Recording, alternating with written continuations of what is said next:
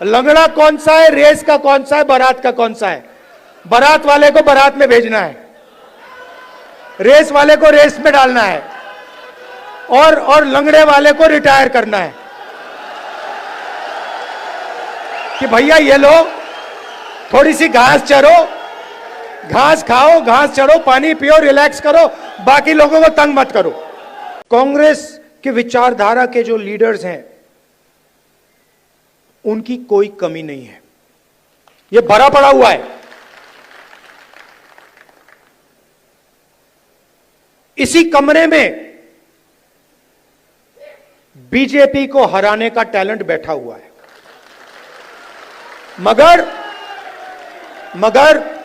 मगर आपके हाथ बंधे हुए हैं।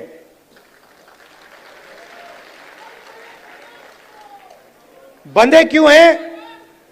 क्योंकि आपकी आवाज कांग्रेस पार्टी के संगठन में ठीक से नहीं सुनाई देती है।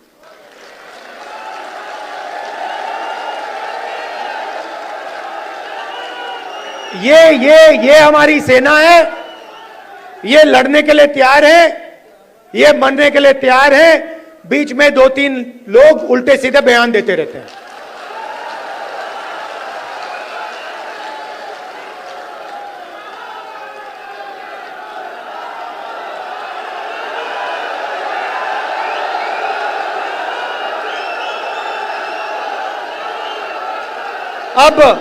अब कोई ऐसे लोग हैं जो फ्रस्ट्रेशन में दे देते हैं, कोई ऐसे लोग हैं जो थोड़ा बीजेपी का भी काम कर लेते हैं, और हमें कहीं ना कहीं से तो शुरुआत करनी होगी। तो वर्किंग कमेटी ने निर्णय लिया है कि शुरुआत डिस्ट्रिक्ट और डिस्ट्रिक्ट प्रेसिडेंट के पोस्ट से होगी, और वहां से, उस शुरुआत से हम पार्टी को मध्य प्रदेश में, गुजरात में, बाकी प्रदेशों में खड़ा करेंगे।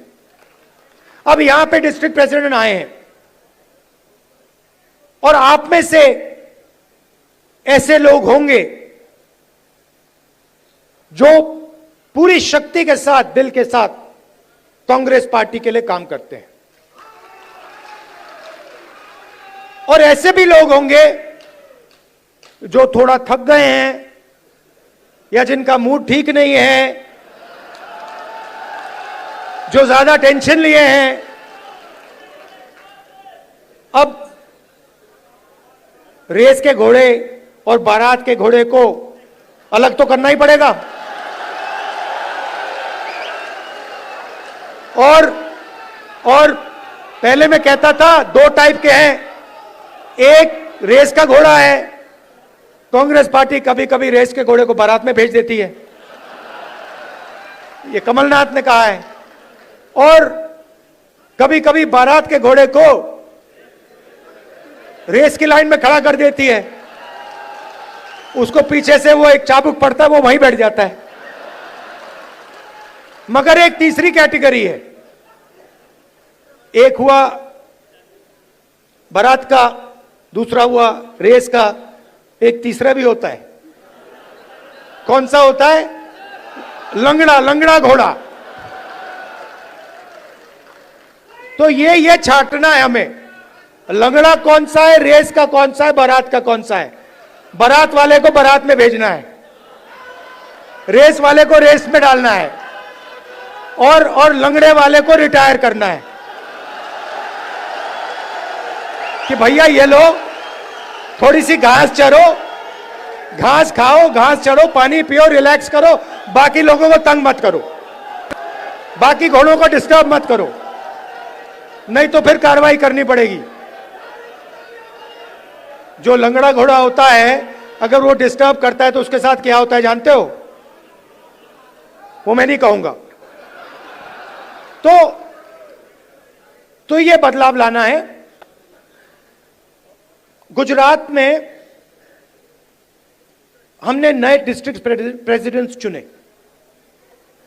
दिल्ली से ऑब्जर्वर आए, एआईसीसी से ऑब्जर्वर आए, गुजरात के नेताओं के साथ वो हर डिस्ट्रिक्ट में गए और उन्होंने कार्यकर्ताओं से बात की, लोगों से बात की,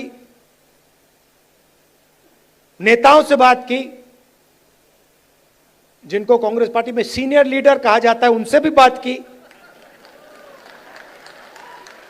और नाम चुनकर उन्होंने दिल्ली भेजे। मैं 2 लिस्ट देख रहा था, पुराने डिस्ट्रिक्ट प्रेसिडेंट्स, और मैं ये नहीं कह रहा हूं कि उसमें अच्छे लोग नहीं थे, और उनको फिर से डिस्ट्रिक्ट प्रेसिडेंट बनाया जा सकता है।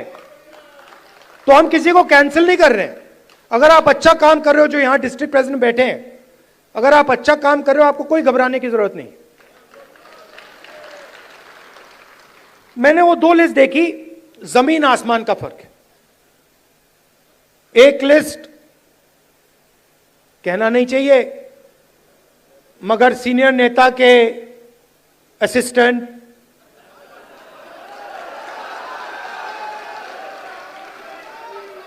और दूसरी लिस्ट में पोटेंशियल फ्यूचर गुजरात की लीडरशिप।